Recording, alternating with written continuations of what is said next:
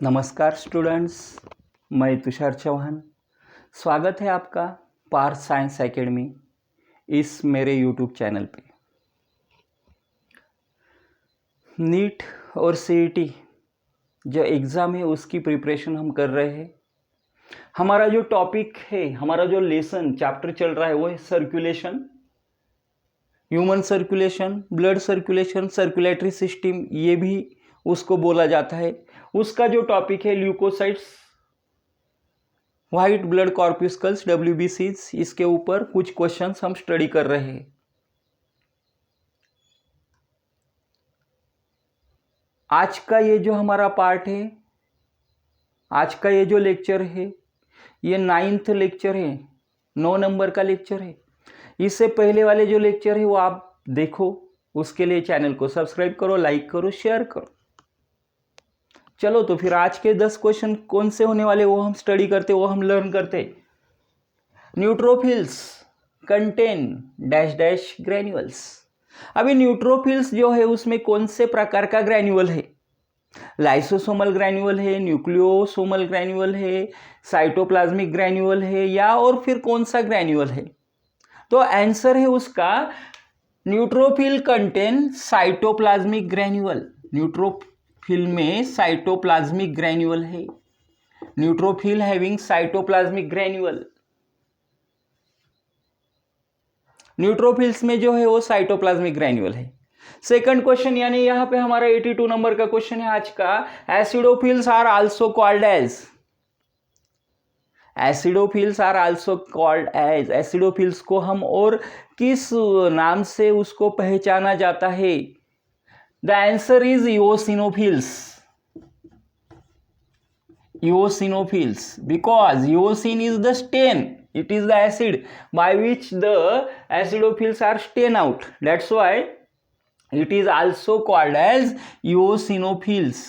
उसको हम eosinophils भी बोलते हैं। और eosin वो स्टेन है जिससे हम इसका स्टेनिंग करते, that's why acidophils। Next question है acidophils contain dash dash granule. जैसे हमने यहाँ पे देखा neutrophils contain dash dash granule, वैसे यहाँ पे एसिडोफिल कंटेन, अभी साइटोप्लाज्मिक तो होगा नहीं, न्यूक्लियोप्लाज्मिक होने का कोई सवाल ही नहीं।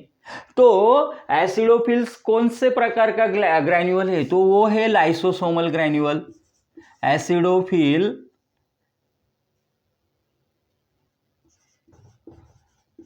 Contain lysosomal granules. एसिडोफिल में कौन से ग्रैन्यूल से? लाइसोसोमल ग्रैन्यूल से। देन आगे वाला क्वेश्चन 84 नंबर का क्वेश्चन है हमारा, एसिडोफिल स्टेन विथ। जैसा कि मैंने इस क्वेश्चन के एक्सप्लेनेशन में ही आपको क्लियर कर दिया था कि वो जो एसिडोफिल से उसका स्टेनिंग एजेंट कौन है, तो इओसिन है। इओसिन नाम का जो एसिड है उससे उसको स्टेन किया जाता है, इसलिए एसिडोफिल स्टेन विथ, आंसर होगा आपका eosin. Acidophil stain with eosin. अभी परसेंटेज में कितनी होती है? जैसे हमने देखा न्यूट्रोफिल से 70% में है। फिर बैसोफिल से, बैसोफिल जो है वो लगभग 0.5 to 1% में। तो अभी एसिडोफिल्स का प्रोपोर्शन परसेंटेज कितना है? Acidophils are about dash dash % of the total WBCs, 1 to 3%। कितने परसेंट में है ये? 1 से लेके 3% में ये होती है। 1 से लेके 3%, 1 to 3% of the total WBCs। Then 86 number का क्वेश्चन है, in acidophils nucleus is dash dash dash. Acidophil में न्यूक्लियोफिल्स जो है, सॉरी न्यूक्लियस जो है, nucleus is dash dash dash. कैसा है? ट्विस्टेड है, ओवल है, सर्कुलर है, उसमें कोई लोब है, बाइलोब है, क्या है नक्की? तो in acidophils nucleus is bilobe structure. अभी बाइलोब स्ट्रक्चर क्या है वो हमने थ्योरी, जो हमारा थ्योरी चैप्टर है उस चैप्टर में हमने एक्सप्लेन किया है सब कुछ। इसलिए आप हमारे जो थियरी चैप्टर है, जिससे आपकी बायोलॉजी की समझ बढ़ेगी, अंडरस्टैंडिंग और पक्की होगी एग्जाम के लिए, वो थियरी चैप्टर के लेक्चर्स भी आप जाके देखो। हमारे यूट्यूब चैनल पे वो अवेलेबल है, फ्री ऑफ कॉस्ट अवेलेबल है आप सबके लिए। तो आप वो देख सकते हो, आपको देखना चाहिए। तो देखो यहाँ पे क्वेश्चन है, in acidophils nucleus is bilobe. Answer है बाइलोब, यानी दो लोब होते, दो साधारणतः सर्कुलर शेप होते और वो ज्वाइंट होते एक रिबन लाइक स्ट्रक्चर से, तो इसको हम बोलते हैं बाइलोब स्ट्रक्चर। इसलिए in acidophils nucleus is bilobe. Then acidophils destroy dash dash complex by phagocytosis. अभी फैगोसाइटोसिस जो कंसेप्ट है वो हमने पिछले लेक्चर में क्लियर की थी। फैगोसाइटोसिस में क्या होता है कि जो माइक्रोबियल सेल से, यानी जो बैक्टीरियल सेल है, जो पैथोजेंस है हमारे ब्लड में जो आने वाले पैथोजेंस है, उनको वो जब डेड होते हैं, हमारी इम्यून सिस्टम उनको डेड करती है, तब उनका वो जो सेल्स है हमारे ब्लड में, बैक्टीरियल सेल्स, उसका डिजेनरेशन करना जरूरी है। तो उसका डिजेनरेशन करने के लिए ये जो सेल्स है, जिसको हम ग्रैन्युलोसाइट्स बोलते हैं, बेसिकली न्यूट्रोफिल्स, तो ये क्या करती है, न्यूट्रोफिल्स बिकम एनगल्फ देम, उनको डिजेनरेट करती, उनको डाइजेस्ट कर जाती, नेचुरली डिजेनरेट करती। तो उस प्रोसेस को हम फैगोसाइटोसिस बोलते हैं, और उस नेचर को हम फैगोसाइटिक नेचर बोलते हैं उस सेल का। तो एसिडोफिल्स जो है वो भी कैसी है, फैगोसाइटिक है। इसमें बेसोफिल जो है वो नॉन फैगोसाइटिक है, एसिडोफिल्स भी फैगोसाइटिक है। लेकिन एसिडोफिल क्या करते हैं, जो एंटीजन एंटीबॉडी कॉम्प्लेक्स है, उस कॉम्प्लेक्स को वहां पे डिस्ट्रॉय करने का काम करती है। इसलिए acidophil destroy dash dash complex by phagocytosis. इसलिए मैं आंसर लिखता हूं एंटीजन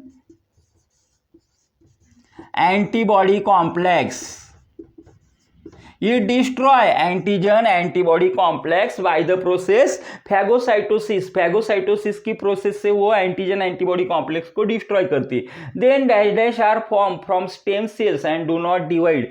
ऐसी कौन सी जो सेल से, कॉर्प्यूस्कल से, वो स्टेम सेल से प्रोड्यूस होती है, और उसके बाद एक बार जब प्रोड्यूस हो गई तो उसमें माइटोसिस होगा नहीं, उसमें सेल डिवीजन होगा नहीं। आंसर है ग्रैन्युलोसाइट्स। जो हम ल्यूकोसाइट्स के जो दो टाइप हमने देखे, ग्रैन्युलोसाइट्स और अग्रैन्युलोसाइट्स, उसमें ग्रैन्युलोसाइट्स ऐसी है कि जो स्टेम सेल से फॉर्म होती है और फिर क्या नहीं होती है, रीडिवाइड नहीं होती है। तो आंसर है granulocytes. Granulocytes are form from the stem cells and do not divide once they form. एक बार अगर वो तैयार हो जाती है तो फिर उसमें डिवीजन नहीं होता है। Dash dash having anti histaminic property. अभी एंटी हिस्टामिक प्रॉपर्टी किस में है, तो एंटी हिस्टामिक प्रॉपर्टी है एसिडोफिल्स में। Acidophils having antihistaminic property and dash dash are last question है, next question है, dash dash are responsible for detoxification. Again acidophils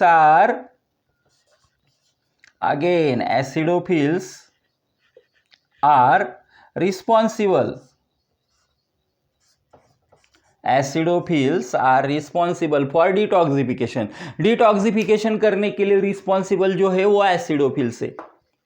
ये थे आज के हमारे 10 क्वेश्चन। ये 10 क्वेश्चन का हम क्विक रिव्यू करते हैं एक बार। तो पहला क्वेश्चन है हमारा आज का, neutrophils contain dash dash granules. Neutrophil contain cytoplasmic granules. Answer है cytoplasmic. Then acidophils are also called as dash dash. Acidophils are also called as eosinophils. Answer है इसका eosinophils. Then आगे वाला क्वेश्चन है, acidophils contain dash dash granules.